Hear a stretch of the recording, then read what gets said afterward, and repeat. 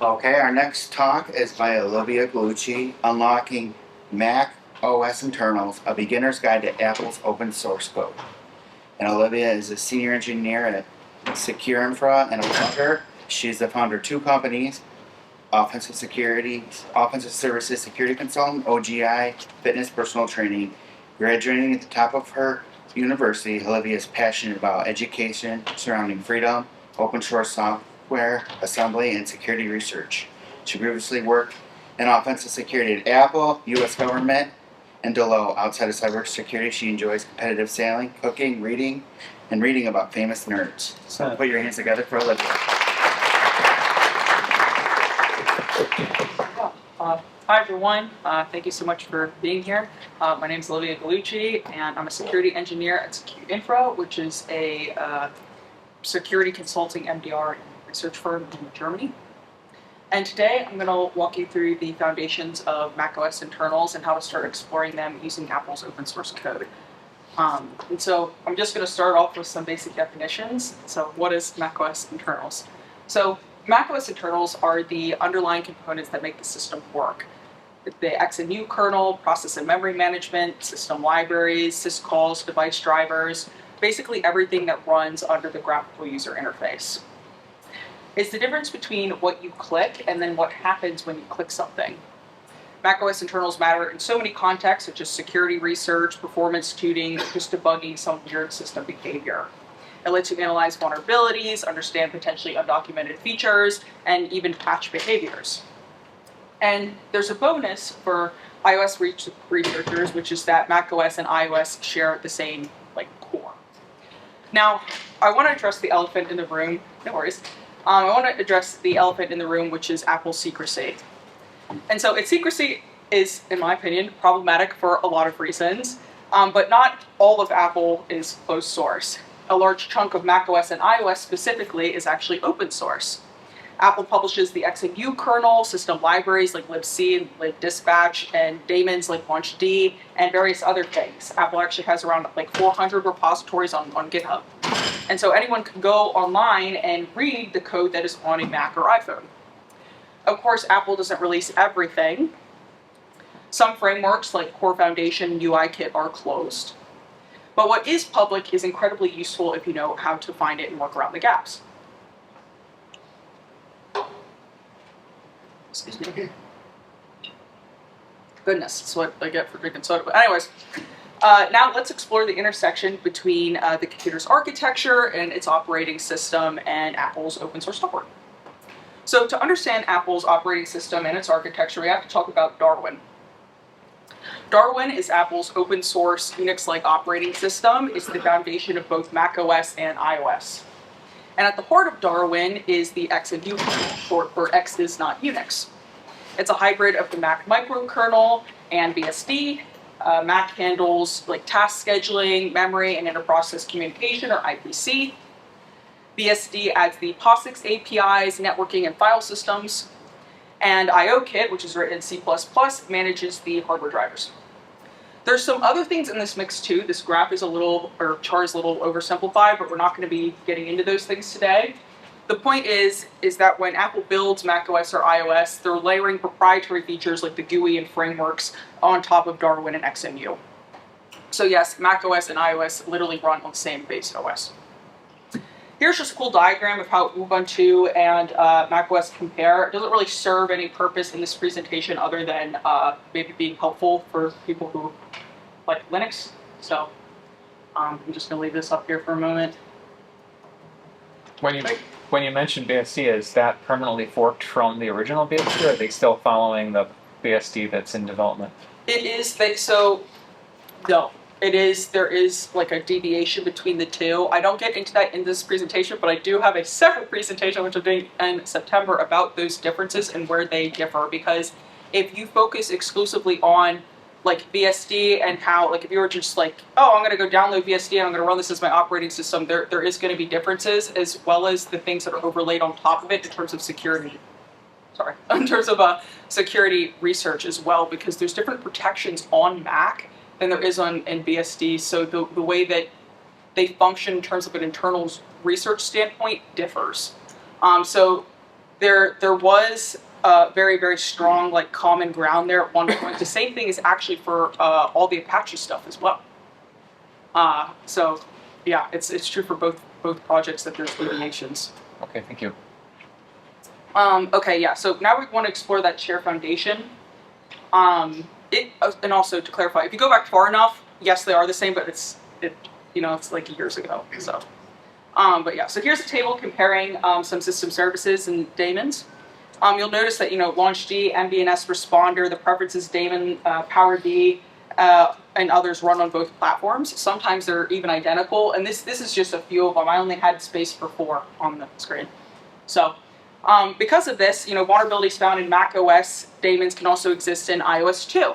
And as you can guess, it's an advantage for researchers. You can debug and reverse macOS binaries, which are, in my opinion, easier to work with, and apply that knowledge directly to iOS.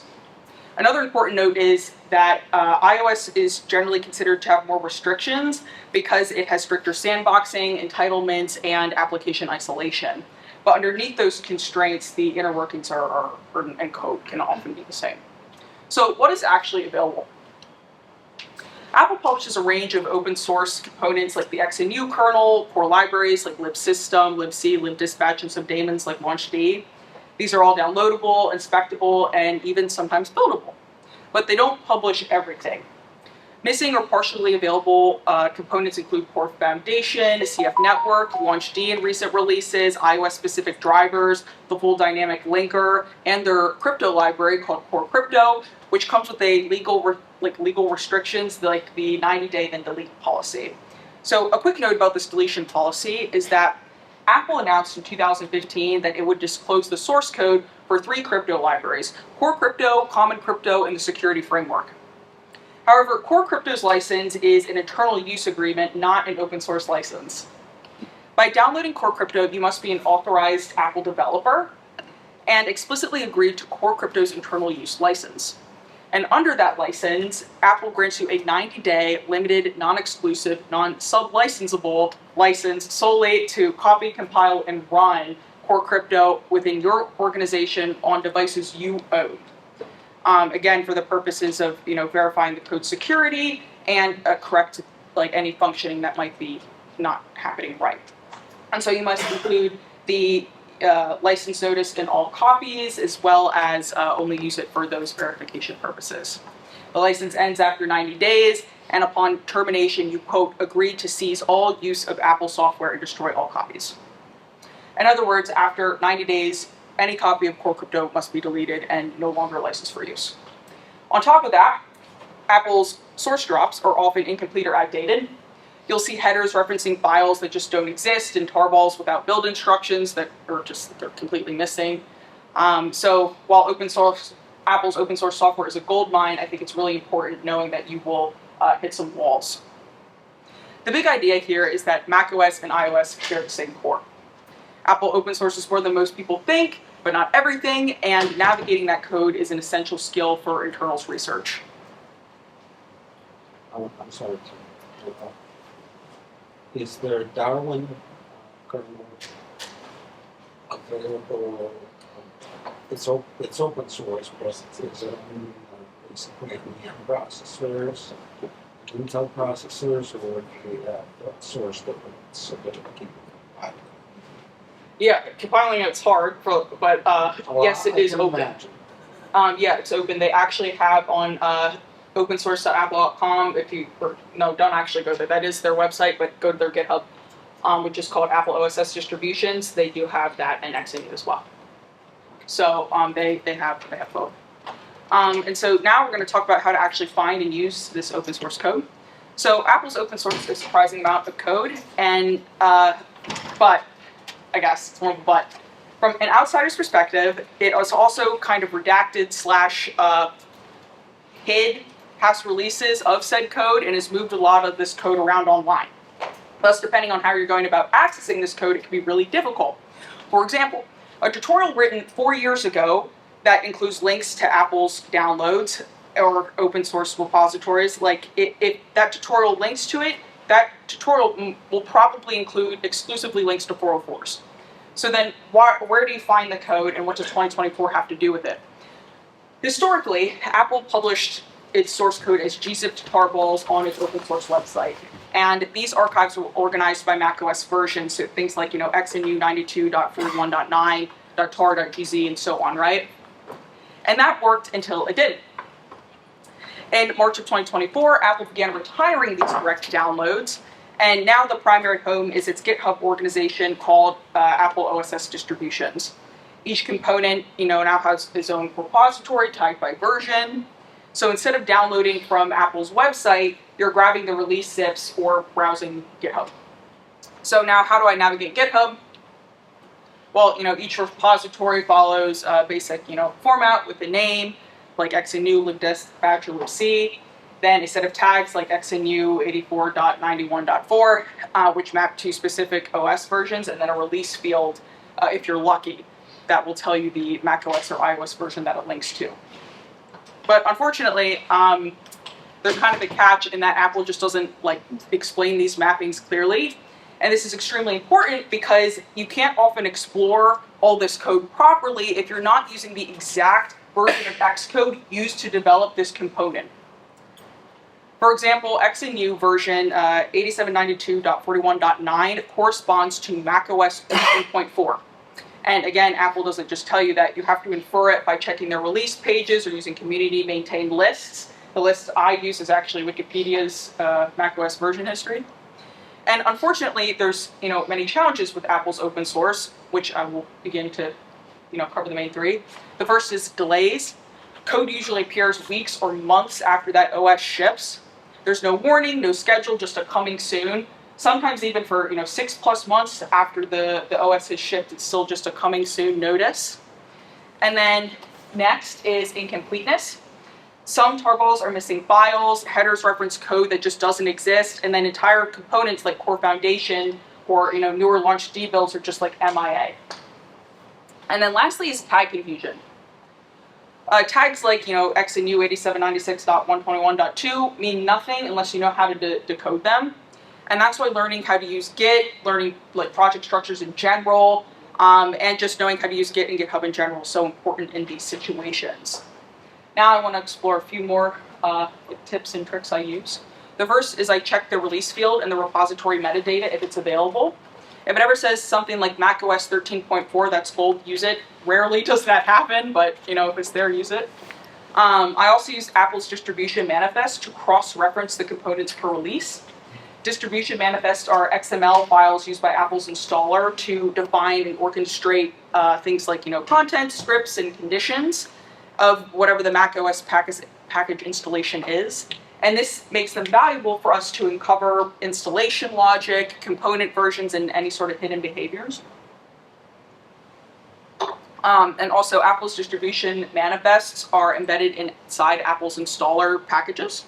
For example, you can download a file like a .app or a standalone package or .pkg, and then you'll right-click on Show Package Contents, and then you'll find a file named Distribution, which is an XML manifest, and that's at the top level, right? And then lastly, I look for clues in the binaries themselves. So something like, version strings or source file names, using the strings or what program to figure out which project a binary came from. And so what I've learned is that finding the source code is doable, but it can be kind of messy. And again, Apple doesn't make this easy, but with a few sleuthing tricks, GitHub, and some trial and error, you can usually find Apple's major system components, with the caveat being that it might be a much older version than what you might want. So yeah, now I'm going to actually show you how to use this source code, especially when it's incomplete, to do reversing and security research. Specifically, we're going to be looking at how to use Apple's open source code to examine system binaries. Even though the code is often incomplete, it can still guide your research. The key is kind of to treat it like a map. You might not have the full territory, but the landmarks are real.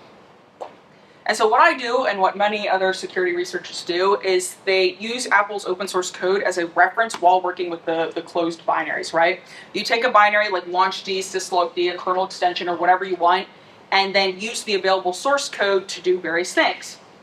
For example, I might try to match known functions.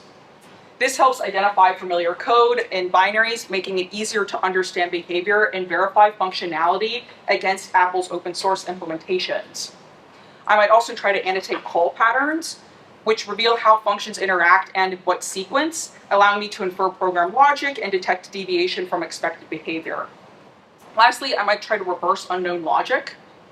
And although this is really difficult, attempts at this enabled me to uncover the purpose and or vulnerabilities of software that lacks source code. And you do this usually utilizing the structure and or context to reconstruct what it does. Essentially, even when symbol names are stripped, you can use structure, string contents, or known syscall usage to map back to the open source code.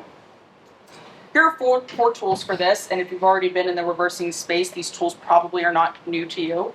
First, there's strings, which dumps human-readable strings. And there's other programs that can do the same thing in a more effective way, but I think strings is easy to remember. Sometimes, strings will include things like, debug messages, file paths, or even format strings. And then there is what, which extracts version and project information from binaries. There is NM, which lists symbol names, especially in unstripped binaries or frameworks. Any unstripped binary contains symbols and debug information, like function names and variable names, whereas a stripped binary has all that information removed to either reduce size or hinder reversing. Apple publishes the source code for many components, right? But it doesn't distribute the unstripped binaries. This would be something you'd have to do once compiling, everything yourself. Instead, the downloadable macOS packages just contain the stripped binaries, right? And so you might be wondering, what does this mean? As I said, Apple's macOS installers and update packages do not include, unstripped symbol-rich binaries. In fact, Apple's default build settings strip out debug symbols, so, like you can see in Xcode's retain multiple binaries defaulting to no. In practice, all shipped system binaries from the kernel, /bin to user/bin, right? All these executables are stripped of the local symbols. And again, Apple provides no public repository of these unstripped macOS binaries, but you can find them via developer-only downloads. For example, the kernel debug kit in Apple Developer has a special symbol packages area, and if you need the symbol information for macOS, you must rely on these developer resources, which is known as the KDK DSym files, and or you have to rely on the open source code releases and compile them yourselves. And just so everyone's aware, KDK DSym files, these are debug symbol bundles included in Apple's kernel debug kit that contain DORF metadata for the macOS kernel, its extensions and all that, and it just pretty much enables symbol resolution during the kernel debugging process. And here, the DORF metadata is standardized debugging information, and it's a format that kind of maps compiled machine code back to the original source code. So it could be things like variables or even line numbers and types as well. And this forces the debuggers to separate kernel debug kit stuff if you want those kernel symbols, I guess. So in short, none of the end user downloads are going to have these symbols. And then lastly, in terms of the tool, there's class dump, which extracts Objective-C and method definitions. It's great for finding things like interface information, and through using these tools, I can figure out, which open source package a binary came from, or what APIs it's using, even if I don't have the source code for that exact version. Okay, so before we get a bit deeper, I just want to cover a few more basic things that will be really useful in the next setting. What's up? I just wanted to ask a question about the class dump. That's basically a copy of, it's like a copy of the current, what's going on in the current system, right? Yeah. Class dump. Data dump is basically a copy of recording all the data that's being used right there. So I'm just asking if that's what it is. Can you please speak louder? I have very bad hearing. A dump right there. It says class dump. Is that really much just basically a copy of saved information of what's going on currently right there is what I'm looking at? Like the system state? Yes. Yeah. Yes. So it's the It's- classes within the data file itself. Yeah. Okay. So it does that, and it also does it for methods as well. Okay. So I'll have both, and it will just kind of outline all that information. And at least for me, the way that it outputs this information is much easier to understand if you were to like, rather than like popping it into some like IDE Right. reversing setup. And that also like, yes, I do that all the time, but like it takes forever. You got to open it up. Like you can just run this, and it's like, oh, I'm gonna copy and paste this, send it on Slack. Like, Yeah. yeah, like. All right. Just, Sorry, I have a quick follow-up question. When you say binaries in this case, you mean so basically the equivalent of machine code, and then tools like this can extract the like the function signatures and stuff from that binary? Yes, and it can also do other stuff as well. I'm pretty sure you can run this program on just like a normal file too. Like someone should check me on that, but I'm pretty sure like you don't even have to have it like compiled. And so I know this one works exclusively from my knowledge, I've only used it exclusively with Objective-C, but like under that logic, like I feel like it should be able to do stuff with Swift and probably Python as well. And then one of my friends, I'm not sure if this was something he made, but he was able to do something similar to this, only extracted from like a .c file. And so I don't know if that was like a custom thing or whatnot, but I'm pretty sure like it should be able to do it either way, just because this information, like if you have the source code, like this information isn't hard to get, you know. And so this is usually just when you have the compiled code and whatnot, because that's when it becomes difficult to like get this stuff, you know what I mean? So did it? but I'm pretty sure it can do it both ways. Like when I was talking about that whole Slack thing, like, oh, you're lazy, you don't want to open it up somewhere. Like, why write out that information? So I'm pretty sure it can do it with both. So Okay. yeah, I was just wondering how, because it's. I mean, I don't know the inner workings of it, but if you look up class dump, like, this is a pretty popular tool. So, but yeah, and so before we get a bit deeper, I actually want to cover some of these languages I was talking about. So there's Objective-C and Swift, which are the primary languages used to build macOS. Oh, and the place you should look is Hacktrix, and then go from there. But yeah, especially if you're looking for like macOS specific stuff, that's where I would go. But okay, so Objective-C and Swift are the primary languages used to build macOS and iOS. And so Objective-C is like the older legacy language still found in many system frameworks and older apps, while Swift is like the new and preferred language for development across both platforms. And understanding Objective-C and Swift is often helpful for reversing binaries and apps and APIs and whatnot, because often what you're looking at is written in these languages. Thus, knowing their syntax, memory models, and runtime behaviors can be really important and helpful when it comes to how code interacts with things like device frameworks and the underlying internals. Another thing to know about is Xcode. And also, I just want to point this out because some people get really weird. Xcode is an IDE, but you can also use it from the command line. Like yes, you can install the giant Xcode and all that stuff, and you will often need to do that. But like, there's multiple things that are technically all called Xcode. So we're talking about the IDE here and the general setup of the IDE. We don't get to get too into it, but some people get really like hippie with it. But yeah. So this is Apple's official IDE for creating software. It provides the tools, compilers, and runtime support needed to write, build, debug, and run Objective-C and Swift applications. It exposes frameworks, debugging tools, and system headers, which are all like OS provided files that declare system APIs, types, and macros that help analyze how software is structured and functions. And knowing how Xcode works and like knowing just how to use it in general is really good, because it provides all these tools for inspecting, debugging, and rebuilding macro binaries and their symbols in a familiar IDE. A great person to watch do this is Bryce Bostwick. He has tons of videos where he debugs and reverses iOS apps, tons as in like 6. But he has like a super awesome setup too, which really lets you see exactly how he's using which tool in his workflow and all of that, and I really appreciate his work. So yeah. There's also disassemblers and debuggers. A debugger lets you run and control a program to inspect its execution, while a disassembler statically translates compiled machine code into assembly instructions for analysis.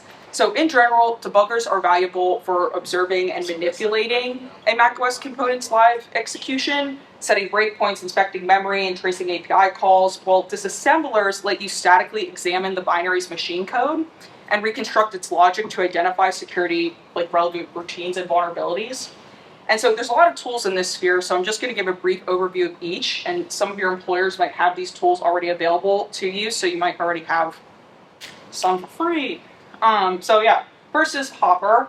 Hopper is a macOS and Linux tool that disassembles and decompiles binaries, letting you explore and analyze the code. Ghidra is a free and open source, monetarily free, and open source software suite from the NSA, offering disassembly, decompilation, and scripting for a wide range of architectures. And then Binary Ninja is a commercial platform by Vector35. It has a built-in decompiler, interactive analysis features, and like a Python API for automating these inspections. And then last, at least in the application domain, is the IDA Interactive Disassembler, which is considered kind of like the industry standard. It's very expensive. It's a proprietary disassembler and debugger by Hexarrays, and it's known for its interactive analysis and decompiler plugin. And so now I just want to move on to the strictly debugger space. There's LLDB, which is a default debugger on macOS. It's part of the LLVM project, and it's used for stepping through code, setting breakpoints, and all the standard debugger thingies, right? And for reference, LLVM is the modular compiler infrastructure and toolkit framework for CLang and LLDB, and it's just foundational for doing all things that a debugger should be doing, as well as understanding compiler generated code and its corresponding runtime behavior. There's also GDB, which I'm pretty sure everyone's familiar with. I will say though, this one isn't used as much because I believe of code signing issues. Don't quote me on that, but I'm pretty sure that's why it's not used as much in these contexts. And then there is Frida, which is a dynamic instrumentation toolkit that lets you instrument functions at runtime, effectively acting as a debugger for live processes. So Frida is kind of like a high-tech stethoscope and scalpel for software, letting you kind of listen in onto the program's heartbeat and even perform surgery on its functions while it's still awake and running.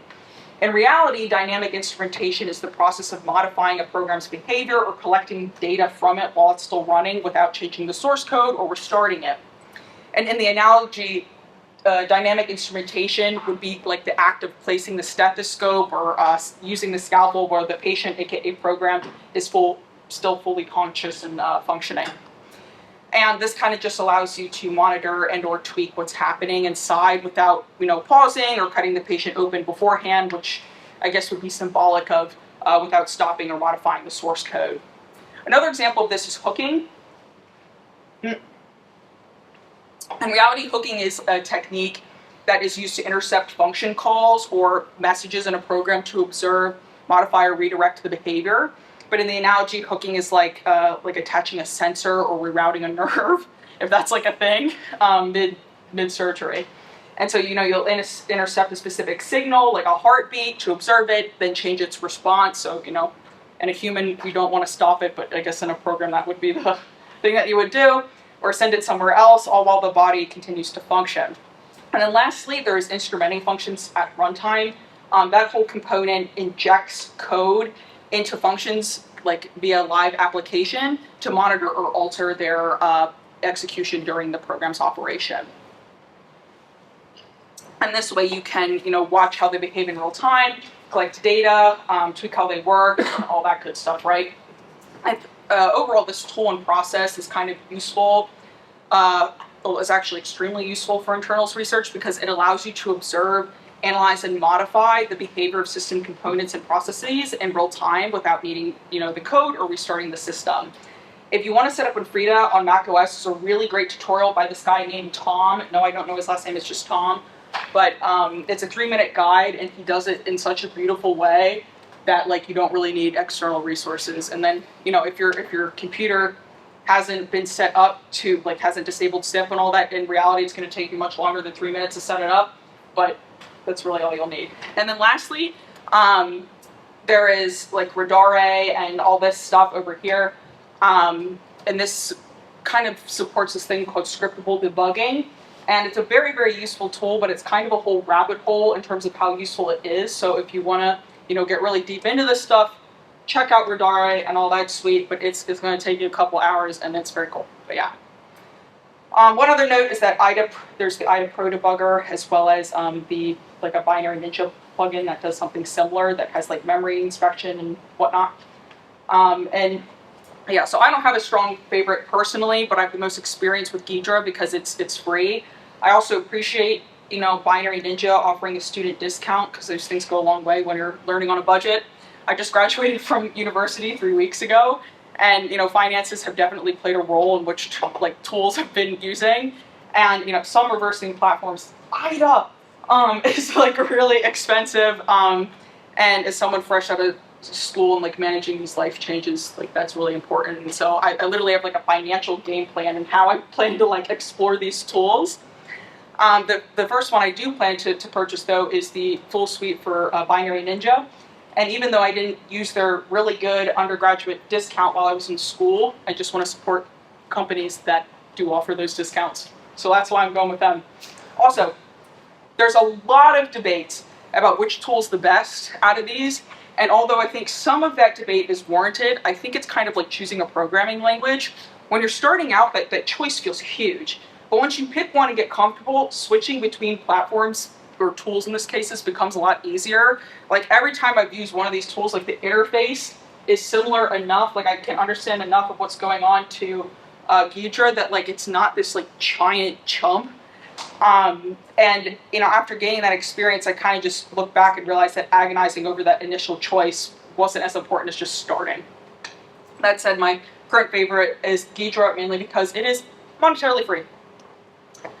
All right, back on track to the internals research process. Now that we have all the tools in mind, we can advance to the point where I want to go a bit deeper. Here, I would generally use like a process known as binary diffing, which is the process of comparing two compiled binaries, typically before and after a patch, to identify changes, which helps pinpoint like patches or vulnerabilities even without the source code. So there's tools like bindiff and diaphora that let me compare two binaries, say before and after a patch, and you know, maybe spot those changed functions. And to give a theoretical example, we can say, like, let's say Apple silently fixes a vulnerability in syslog-d. I could try to diff the old and new binaries and immediately see which functions changed. I could then grep the open source code for that function, reconstruct the patch logic, and then reverse the vulnerability from there. And if you prefer Ghidra, the kernel cache plugin lets you load XNU function signatures into the kernel cache, and it like automates it auto labels, I guess, like the kernel functions using headers, which can be a huge time saver. And in the academic sense, we can even look at like a real world example of this exact thing happening. In 2016, a researcher named OXX Reverser used diaphora to diff syslog-d from macOS 11.2 to macOS 11.3. Only one function had changed. And as you can see on the code on screen, in syslog-d's add locked on session function, the call to realloc f plus 4 was changed to realloc f times 4 plus 4 to allocate enough space for each session and prevent a heap overflow. And a heap overflow occurs essentially when the program writes more data to a dynamically allocated buffer than it was originally allocated to hold, and it corrupts the adjacent heap memory. It's kind of like having a row of mailboxes where, you know, each mailbox, aka buffer, has, you know, room to fit in the like a fixed number of letters, right? And if you cram too many in that mailbox, they're gonna like fall out, right? And when they fall out, they might get on the, you know, street, which could be wet and muddy. That could then. It sounds like Stack Overflow. Yeah, but it's very, very similar, yeah. And so it just, you know, now your letters are all muddy and now you can't read them because all the ink is all messed up, right? And so in this case, he didn't hurt the heap. So all the functions and call graphs remain identical here. And inside this, he found a string that read add lockdown session realloc failed, which led him straight to the vulnerable code inside Apple's open source syslog-d. So this surgical diffing process is how some vulnerabilities are reversed after a patch. This is like especially important given that security fixes often need to be applied across multiple files and locations. For instance, suppose you patch identical code in files 1 and 2 on macOS, but neglect to update files 4 and 5. In that case, the unpatched files 4 and 5 still contain the known vulnerability, leaving your system at risk. And since this operating system's so big, the chances that files 4 and 5 are actually going to be updated are very slim. And that's how I know a lot of people get like their first like bug bounty with Apple. So yeah. And there's also the case of like if an iOS version of file 1 is updated, but its macOS equivalent is not. There's a macOS still remains vulnerable, and there's your bug bounty there, right? The same actually goes for kernel extensions, right? By dipping KX across versions, researchers have found changes to external method tables, surfacing new and/or patched vulnerabilities surrounding entry points in IOKit. As a reminder, IOKit drivers were the things written in C++ and all that at the beginning of this presentation. It's like there's an IOKit architecture, which is a whole other subsystem and part of Mac. And it just kind of manages all the device drivers and services on macOS. So, what we can conclude here now is that even partial source is powerful. Combine it with binary analysis, and you can reverse Apple's systems with some surprising accuracy. You're not really flying blind. You're kind of flying with like half a map, a flashlight, and some really good tools. Okay, so you're probably wondering now, can I just build macOS? I too get ambitious with my findings, and I'm like, time to compile macOS from scratch. I have since learned that compiling these components yourself, or at least for me, is only sometimes possible and almost always painful. I'm sitting there with Apple source code downloaded, and I'm ready to compile whatever it is that I downloaded. And after hours of frustration and dreams of achieving this like new mental research PR, I kind of sit with the truth, which is that you, or again maybe just me, can't just build macOS, not completely, not cleanly, and definitely not without a lot of frustration. So what makes compilation hard? Well, it's hard due to 3 main reasons. The first is incomplete source code. Apple regularly omits proprietary or device-specific code. There's instances of like all ARM-specific assembly being stripped from iOS X and U, missing power management subsystems like XCPM. Some like important, very device-specific things, like drivers and frameworks, for example, have never and probably will never be released, that are like years and years old. Second are environment mismatches. So Apple builds, like all companies, Apple builds with internal tools and exact Xcode versions. If you're off even slightly, you'll hit things like missing headers, undefined macros, compiler flag mismatches, and linker errors. And then lastly is sparse documentation. Although I doubt this is like new for anyone here if you've been working with Apple systems, you probably won't even get things like build instructions. There's community guides, sure, but most of it, in my experience, is just trial and error. And at least for me, I kind of feel this feeling of like excitement and confusion and sometimes anger throughout this whole process. And you'll spend hours resolving dependencies that Apple has never documented and patching quirks like what you see on screen. And this isn't a joke, by the way. This is a real build fix from a Mojave XNU build. It's just that. And so if you can't fully build the OS, why even try? Well, you still get huge value from reading the build scripts and headers, tracing structure and logic, and compiling parts like libdispatch, and testing in controlled environments, even if said patches are kind of janked on some OS version from like 10 years ago. I like to think of this build as a reference model, not a product. And one tip I have is actually to use the iOS simulator on Xcode, which allows me to obtain working binaries with symbols and less cache extraction pain. It includes, standalone dialib frameworks with public symbols, ARM64 slices, and versions very similar to like iOS, real iOS devices, I guess you could say. And then you can load these into IDA or Ghidra and reverse it cleanly. Like there's no jailbroken device is required here. And I think this is a really amazing shortcut because when the source code is missing, you still might want to have visibility into system frameworks. And all that said is that compiling Apple's open source software is hard and incomplete, but often worth it. Every build error will teach you something about how macOS is stitched together.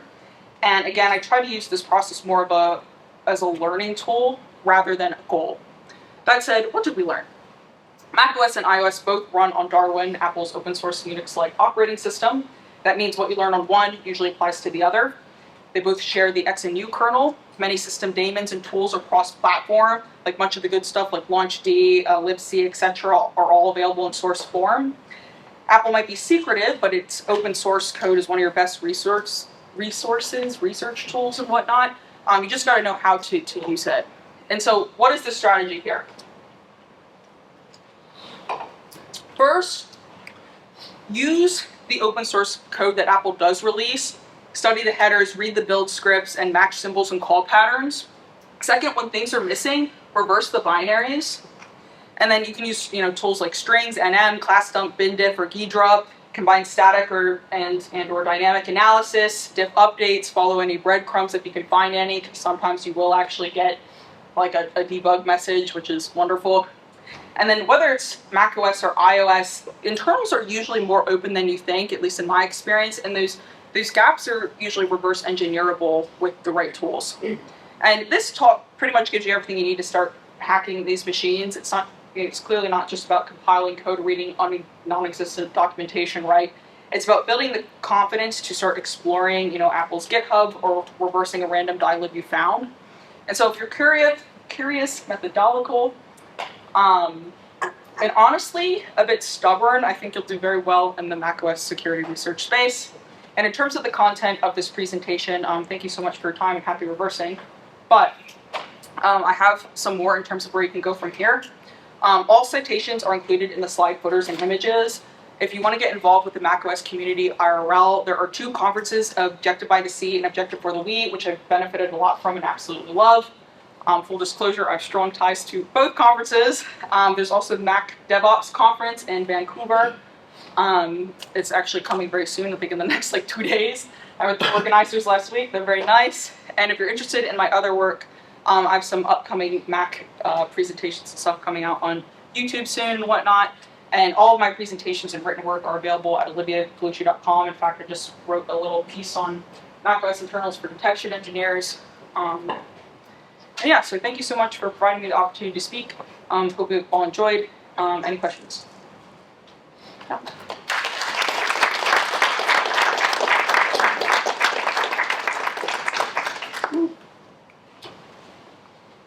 What's up?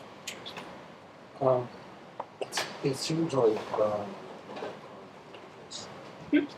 like the Mac kernel was terrible with virtualization. Yeah. Corellium. Is that intentional or? Oh, I don't know. I would have, as a ex-Apple employee, I would say that it is difficult for me to answer that question. But also from a researcher now, right? I don't really know. The company's it's like a government, So it's I don't really know if anything's intentional or unintentional. It's just I think when things get so big, including operating systems, I think it just becomes hard to manage. And I'll say there is a company called Corellium, which was just purchased by Celebrate, that tries to, virtualize these things in a manner that is a little bit easier to do. So yeah. Parallels too, yeah. But Parallels I think is more of a you do that at home type of thing. So I think it depends on what you're looking for. The more of the malware side of things, if you come across anything that's really tricky and things that are kind of hiding in the Mac space that are not really being picked up or detected by some of the common tools, there's one I came across that's very good at hiding, Swift Belt, some other ones. So I was curious to get your take on it. Atomic Stealer and XSET. Because XSET, and remember I was saying, people get all kind of weird with the Xcode. They're is it the IDE or the thing you can use from the command line? But it's it's half of the time same people using the same thing, okay? But with XSET, right, they had targeted the IDE itself. And so you have these very technical people just clicking allow and all this stuff, and that creates problems, right? Because the minute, it looks like it's an Apple system thing, right? And it's because the malware uses Apple's. Same thing with Atomic Stealer. Both of them call on actual Apple dialog boxes and stuff, right? So when you click allow, you're now changing the system security settings of your machine and you don't even know it. And it looks like it's part of a standard process or something because they do a really good job at masking it, but what you're actually doing is clicking allow to modify your machine and you just don't know it. And so that atomic sealer and XSET has hurt a lot of companies with a lot of highly technical people because they look at this dialog box and they're like, yeah, this is a legit dialog box, and it's just not. And so I don't know what the response will be to that in terms of like, oh, are all applications now not going to be allowed to use Apple's visual thing, like their little icons and stuff? Because how else do you differentiate from atomic sealer and something legit? And the reality is right now is you can't. So, yeah, so that's what I would say to that. So, when you want to download an API file, right? How do you do it? Is there any open source web application or website that you try to access it and download API files for reverse engineering, or is it the only app store that you usually use? So there's a whole database of like IPFW files that are run by Jonathan Levin. I will say though, I checked back there, like it's up again, but like sometimes that website goes down for like 2 or 3 days and you're like, is everything okay, Jonathan? Like I know he kind of went like MIA, but so I looked there. There's also other like repositories and databases where you can find things that are like a little bit easier to start with. But I would say like if you're actually trying to do, like if you've advanced past that and whatnot, like yeah, you're probably going to be looking at like legit apps to download the .NET. Most of what the app store would be the best preferred. For me, no. I usually download from the internet. Like internet, on which website? I'm specifically asking which websites are you using to download API files? Just anything with the .app or like you just have to look for anything with that extension. So like I don't really go to any specific website. I get like assigned a task at work and then I look at that. And so depending on that, that's what I'm going to be looking at. But like it shouldn't really matter which one you're looking at. You just have to be looking at like a process framework, right? Because it's like if you've advanced past the databases, right? It's really the process that you have to look at rather than just a specific type of file, right? Because if there's usually multiple like steps to get there, right? And so if you're just going to the app store or whatever, like it doesn't really mean anything because it's the process of like you look at TikTok, for example, like getting through to that, like that's insane. It's the steps to actually get to the point where you can even look at those files. Exactly. So that's why I say like you're not really downloading files from any specific site. You're just then doing research at that point. So, can you run us through like something maybe you've seen before at work, something that is along this pipeline of maybe diffing binaries and stuff? Like, have you seen a real example where your team was able to uncover something? Yeah, so I don't think it would be great if I was to share those examples because that's kind of why I cite other people's research in here. But the exact workflow that I've followed through, like in this presentation, I think I've probably used 5 or 6 times and have gotten everything done that I've needed to do. All of the tools I've mentioned, like there's some tools that I didn't have time to mention in here. I hope to write like a blog post on some at some point, but I call them advanced tools, but they're not really any advanced than say Diaphora. It's just like it would take more time to cover them. So this exact workflow, I would say, is kind of the standard workflow that my team and I use. I would say another person's workflow to check out was Bryce Boswick because he focuses on the iOS space, and admittedly, I actually think that space is a little bit harder. So his workflow, I think, is also quite useful because he really goes more in depth to like the LLVM, LLDB side of things, which is super duper helpful, especially in the initial stages of research. And I think that's something I really glossed over here. I don't want to get too in depth into it because I was looking at the screenshots and the resources I had available, and I was like, well, I can't really share this because if I blur out half of it, then you're not getting any useful information. So I would say that the area that I did blur over would be LLDB. So that would be the one thing to look into, but there's resources online for that, so just know that that is a chunk that needs more information. Any more questions? Yeah, if you have specific debugging questions and stuff or whatnot, if you want me to look at like anything, just send me an email with a screenshot of it. Someone asked me a couple questions last time verbally, trying to like debug their thing on Ghidra, and I wasn't really in a great place to answer that question verbally. So if you just send me a screenshot of what you want me to look at and whatnot, I can do my best to help. And yeah. Any questions?